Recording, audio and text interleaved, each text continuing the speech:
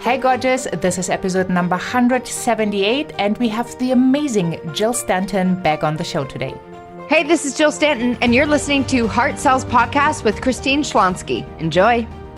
Well, I'm super pumped to have Jill back today, and we are talking about taking small steps for momentum.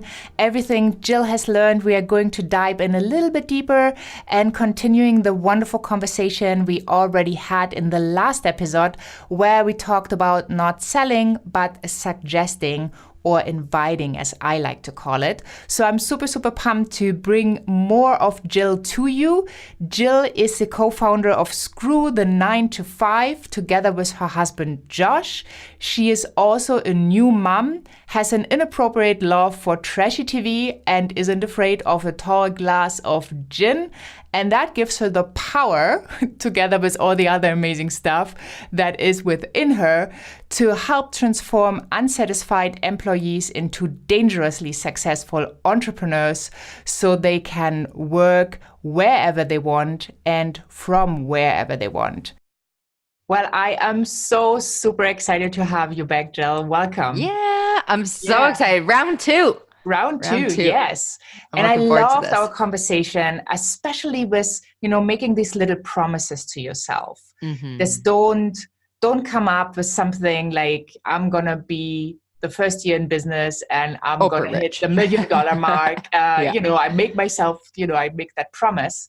And then chances are not that big to actually achieve that goal. And you just... The minute you set that crazy goal, like I'm all for dreaming big. Yeah. I am all for that. I believe that you need to know what you want and why you want it, but you have to release the how around how it happens or when it happens. So you can set $1 million goal for yourself for sure, but I would never set a timeline for that because what happens if it could happen sooner? Or what happens if it needs to happen later because of certain circumstances coming into your life to veer you in the right direction. Like there's so many incalculable amount of ways that things could go your way. I just find that when you set these limitations or you set these huge lofty goals and then get in your head around how it's going to happen, you set yourself up to fail. Yeah, totally. Not fail, but just get in your head and not enjoy the process of it. Yeah. Yeah, and you make it difficult, like because you make it hard, you make it heavy, you make it mean something. Yeah, I think that's the biggest thing. You make it mean something about you if you haven't hit it in your finite time limit. But nothing has any meaning other than the meaning you give it. And so you could choose an empowering meaning around that. Like, oh, it didn't happen within the year because, I'm obviously on track for something bigger or whatever it could mean. I just think that that's where a lot of, especially up and coming entrepreneurs tend to trip themselves up is they need to prove something. And so they attach all these meanings and interpretations to how their first year, their second year looks and what that means about their ability to be an entrepreneur. And I just think it causes you to self-sabotage. Yeah, especially when they then go out and realize that selling for themselves is a total different ballgame. Yeah. Selling for someone else, right? Truth. 100%. Yeah. And you mentioned that in our first episode that your first launch just was a zero. So was mine. Big fat zero. Not even a zero. We invested $5,000 into creating an online course. Why did we think it cost $5,000? I don't know. But for some reason we were like, yep, that sounds like a decent spend of money to create an online program, $5,000. So we were actually in the red, $5,000. So ooh, okay. Yeah, it was brutal. Yeah, that's really brutal. But you have well recovered. Yes, thankfully. I mean, I'm tenacious, so I was never going to sit there and wallow for too long. I think I ugly cried for like a day straight, truthfully. And I definitely went and got day drunk as well because we were living in Thailand. So the options were there. And then I picked myself up and got back to it. Awesome. Yeah, I like that. Have a strategy for that as well, to pick yourself up and go back to what needs to get done, right? Yeah. Until you get it. I also love having zero expectations lately. Like I just like leaning into things and being like, let's have some fun with this versus I need to make $50,000 or it means I am not good at this. You know what I mean? Like I love going in. Some of my most fun and profitable promotions have had zero expectations behind them. Just being like, let's rock some worlds. Let's have some fun and let's make some money. One of my favorite sayings is from David Siteman Garland. And he used to say to us, worst case scenario, we make a lot of money. I was like, I like that. That's my kind of vibe. Yeah. That's awesome. Yeah. I'm gonna adopt that right away. Please do. It's so good. We say it all the time now. Worst comes to worst, we make a lot of money. Yeah, and if it gets better, then you have a lot of fun, you have a lot of amazing relationships, and so on and so forth. Exactly. This is so cool. So do you remember the very, very first thing that you ever sold in your life? Oh, yeah. Like when I was, sold. I was a terrible salesperson when I was 7. And I wanted to run a backyard carnival at my house, and my parents were such champions. My dad was the clown and my mom made all the treats for me to sell. And like those balloon games at fairs where you throw darts. So we even did that, but my parents wouldn't let us have darts. So it was just like it was so ridiculous, but no one would come to my fair. So I went and took my parents' money and gave it out for people to come to my fair or my carnival. And so I essentially paid for people to come to my carnival and give me my own money back or my parents' money back. So yeah, I was not good at it whatsoever. And really just kind of felt my way through it, really. Like I started bartending when I was 20, and that's really good with sales because you learn the art of small talk, which can be so useful in sales. I still use it now. Like I'm a really good conversationalist. I can people my ass off at any point in time. So I think that really helped me build the sales muscle, and then just being kinder to myself, realizing that I don't know. I've never trained in sales. I didn't know how to sell. And so realizing that anytime you start something where you're new at it, you're probably going to suck at it. And so realizing that it's just like a muscle. It's like how you learned how to pour a glass of water. It's not like you miss the cup and think, oh my God, I'm never going to learn how to pour a glass of water. You know what I mean? It's just, you figure it out. You do it again and you aim better. And just allowing yourself the grace to get better at it the more you practice. Yeah, awesome. And I love how creative you were. I mean, what an idea to take your parents' money and invite people so they could spend it. And come. I mean, wow, what a cool story.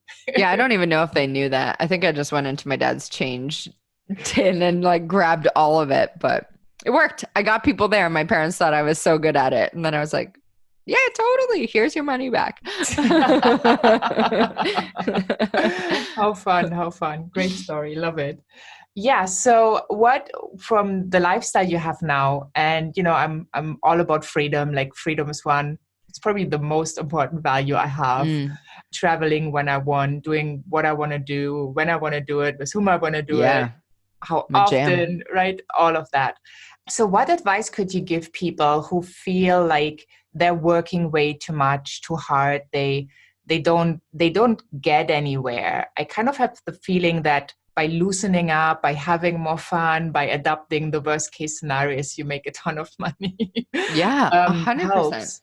But because you shifted from like working really, really hard in your other business to then creating this totally different, amazing lifestyle, what kind of mindset shift people need to make, and what would make their journey easier? Focusing on revenue generating activities and opportunities. I think so often people get caught up in the busy work and they glorify busy, like, oh, I'm really busy, I'm building my social media. Is your social media leading to sales? If not, like shelve it for now. Or start showing up in groups or get on other people's podcasts. Like the thing I prioritize is attention and sales. So attention is what I'm doing right now, building attention and awareness around our brand. I do that by getting on other people's shows, writing guest posts, writing contributed articles to big platforms, whatever that looks like, creating content for my own site. So I'm a big believer that attention is money online, but the way you build attention is through content. And purposeful content, not just like random nonsense content like what you ate that day for dinner, unless you're a health coach or something, but just prioritizing the revenue generating activities. I love James Wedmore's take around this. And he says, prioritize the 5% of activities that actually make money and shelve the other 95 or hire that out. So just know that you, as the owner of the business, as the CEO, as the company leader, you are in charge of making money. Like you need to keep, like you said, sales is the lifeblood of a business. So how can you, as the visionary, as the leader, as the CEO, generate more sales so that you can hire a team, so you can build this up, and so you can get your message out there in a bigger, more impactful way? I think that needs to be everyone's biggest focus versus a lot of the vanity stuff we see happening with, oh my God, my likes on this, or my shares, or whatever, this many followers. That's great, but you can also game it. You know what I mean? And what you can't game is sales. You can't game people trusting you enough to make an investment with you. And that, I believe, is a true barometer for how your business is doing at any given point. Yeah, I totally agree. So what practical steps could that be? So as a CEO, do I need to sit down in the morning and then do those activities first? I think you need to identify what is your most productive time. Mine is the morning. And now that we have our son in daycare, I've taken back all my mornings. Like they are for me. Even like we've even structured our week differently now. Like Monday, Tuesday, Wednesday is CEO time. Like outside of this interview right now, because we scheduled it way long ago before I made this change to my schedule, Monday, Tuesday, Wednesdays are just for Josh and I to work on revenue generating opportunities or things like content, creating our content batches, whatever that is, or mapping out our next launch or mapping out our next offer or whatever that is. Monday, Tuesday, Wednesday is just for us to have CEO time. And then Thursday and Friday, I work on other people's schedules. But just being diligent with your time and your energy so that you do have, again, the energy to pour into figuring out, how can I make more money? How can I increase my revenue? How can I get more attention and awareness to this brand so that people get to know me more, they get to like me, they get to trust me. And when I do make an offer, it's a no-brainer for those people.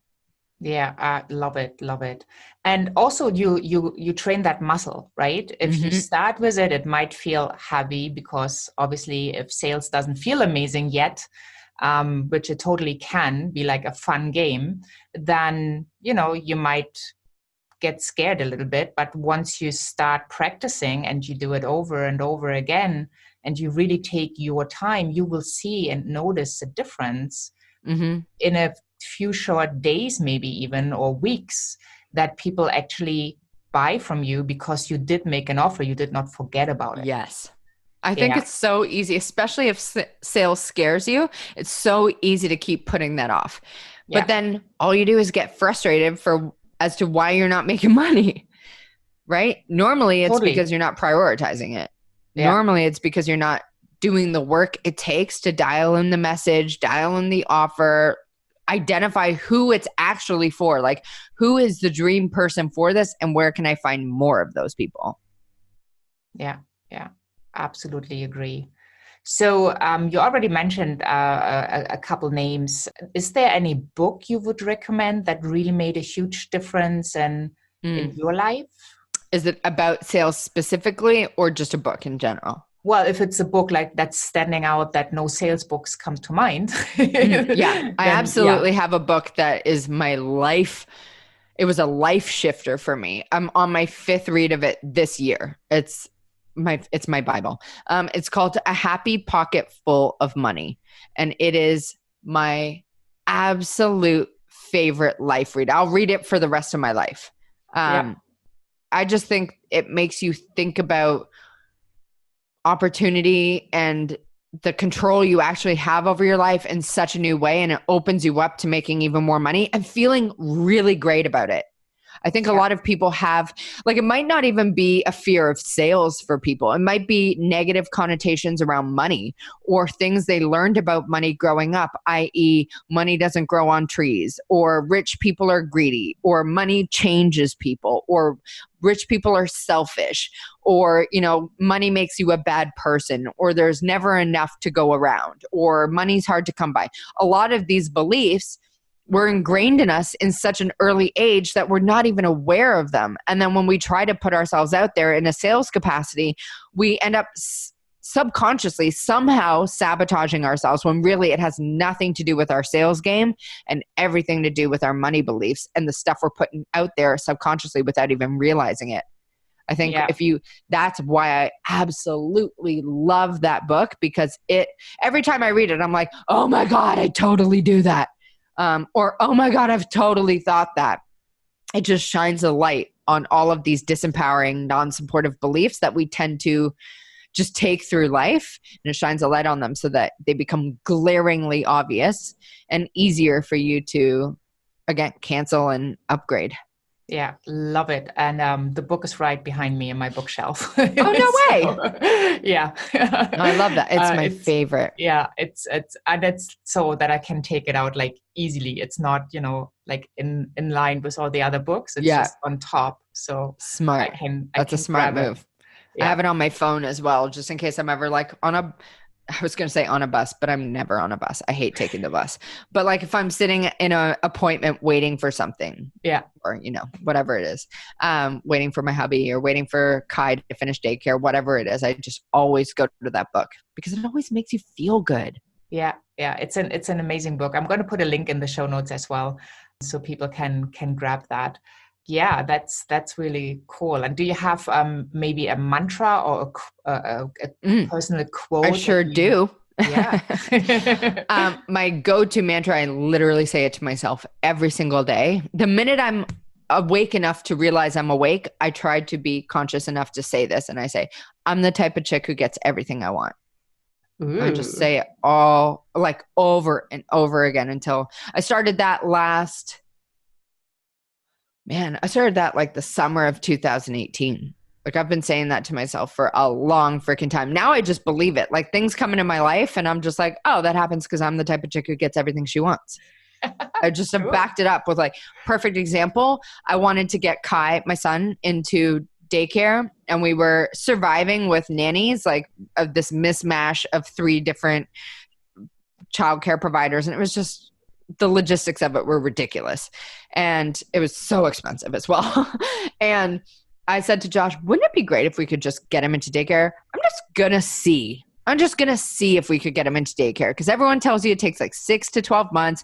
Put him on the wait list. 2 days later, my top choice was like, oh, we have a spot opening next month. And I was like, see, it's because I'm the type of chick who gets everything she wants. Or another example is we were identifying new roles we want to hire in our business. And one is, our revenue model right now is affiliate marketing. And so we wanted to bring someone on who's a content creator who will create product reviews, but in a partnership capacity in that they get a cut of our profit from the reviews they write, from the commissions they generate from their content. And so I just put it out there. You know what? I feel like we'll find a really great content creator and we won't even have to worry about it.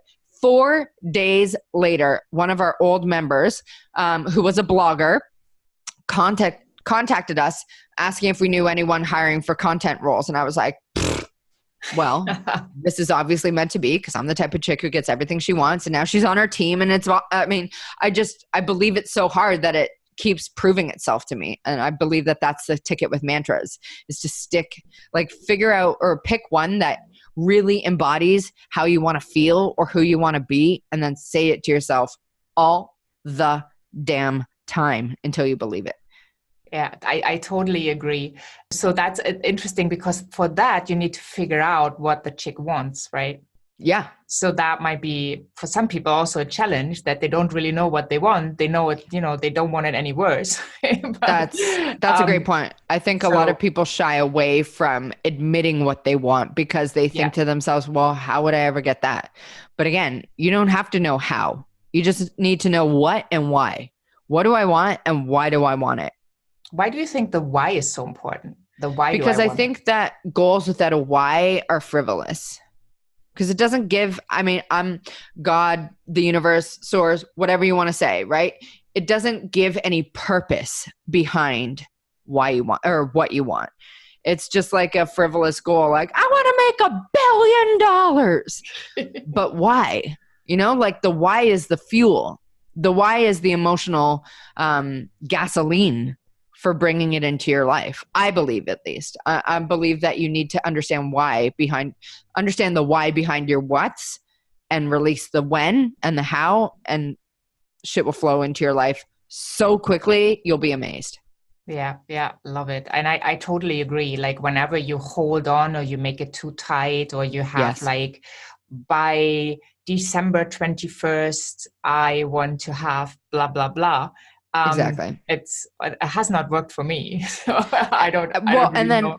The minute December 1st rolls around, you're like, oh my God, I only have 20 days to make it happen. December 2nd. Oh my God, I only have 19 days to make it happen. And then all you're doing is focusing on the fact that it's not happening. Yes. That's why I don't love assigning the when to it or the how. Because if you try to control how it's all going to happen, all you're going to do is focus on the fact that it's not happening. And that's just going to perpetuate the fact that it's not happening. Yeah, totally agree. Yeah. So the great advice you can give is relax, know what you truly want and why, and, admit it at least to yourself. You don't, if you have something you don't want to share with the world yet, it's not necessary. But believing that you are the chick who could have it helps. Yeah. And I just keep goalless, dreamless in my notes app. Yeah. Like, I don't even think anyone really knows all the dreams and goals I have, because I have a lot of them. And if you've read Happy Pocket Full of Money, he says in that book, like, have thousands of goals. Yes. Because it gives the universe a litany of stuff to work off of. Whereas if you have one goal and it's to be a millionaire, it's going to be like, I got nothing to go on that, because that's really vague. Yeah. Totally. Awesome. So do you want to share some pardoning advice of guidance before we finish this wonderful episode? I think the best thing anyone could do in a business that is online, in a business in general, the best thing you could do for yourself to make even more sales is focus on the brand awareness and the attention piece, the traffic, the audience. And I think if you prioritize that above all and really give it your all, show up and serve, like give away 90% of your best stuff for free and give people a really great experience with you in a free capacity, it makes everything so much easier. The more attention you have, the easier everything gets. Yeah. Right? The more money you make, the more opportunities come in, the better relationships you form. Like everything stems off the back of that attention and that audience. And so if you can prioritize that and stop worrying about like the monetary side of things, because I promise you, if you build an audience that really believes in you and your message, the sales side of it is going to be a no-brainer. Yeah. Totally. So let's send people to your amazing podcast and to your website. Yeah, please. Screwthe9to5.com, all spelt out, no numbers, and thescrewshow.com is where you can find our podcast. Yeah, love it. Thank you so much for sharing all this amazing knowledge and those golden nuggets of wisdom. And I really hope that people took a lot of notes and that they take some action. Yeah. Because then they are also the chicks who can get what they want. Hell yeah. That's what I'm talking about. Thank you so much for having me. Bye. Well, again, what another great episode. And I just love Screw the 9 to 5. And it's, it so resonates with me. And I'm quite sure when you are tuning into it, that might very well resonate with you as well. It doesn't matter if you're still an employee and you are happy where you are. It's all about finding your own path. And for some people, being an employee is just fun. And I totally honor that. There's nothing wrong with it. But for those who are unsatisfied, it is time to make a change. It is time to take your destiny into your own hands and to find something to give people value and to become that dangerously successful entrepreneur. Hop on over to christineschlonski.com for the show notes and the transcripts of Jill. And also, once you're over there, I'm inviting you to join the Heart-Centered Lead Generation Summit. This is about finding your next client. This is to help you fill your pipeline with amazing clients so you never have to worry again where your next client is going to come from. And you will find that once you're over at christineschlonski.com. It's 40 amazing, super successful, world-class entrepreneurs sharing their wisdom with you. And you will learn a ton of actionable stuff that is right for you to implement. Thank you so much for being here. Have a wonderful day wherever you are in this beautiful world. And bye for now.